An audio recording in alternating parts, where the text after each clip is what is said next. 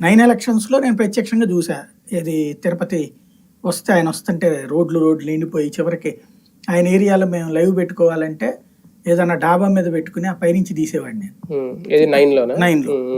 ఆ తర్వాత 14లో నేను అటు శ్రీకాకుళం వైపు వెళ్తూ జమినీలో ఉన్నప్పుడు లైవ్ కట్టుకు వెళ్తూ దారిలో చిరంజీవి రూట్ ఉంది, చిరంజీవి ఎటు నుంచి వస్తున్నాడు రోడ్ షో అంటే నేను అరే బాబు తలనొప్పి జాగ్రత్త ఎక్కడైనా పక్కన ఆపుకుని కూర్చో అని చెప్పా. ఏం పర్లేదు సార్ అన్నాడు అక్కడ లోకల్ డ్రైవర్. ఏమైందంటే ఆ రోజులు పోయినాయి సార్ అన్నాడు. మేము వెళ్తా ఉంటే మా పక్క నుంచి వెళ్తున్నాడు చిరంజీవి క్యాంపైన్, వెనకాల కొంచెం ఒక 500-1000 మంది ఉంటారు. అంటే అప్పుడు కాంగ్రెస్ పరిస్థితి అయిపోయింది. ఆ కాంగ్రెస్ తరపు నేను ప్రచారం చేస్తుండటం వల్ల ఈయనకి మైనస్ అయిపోయింది. తర్వాత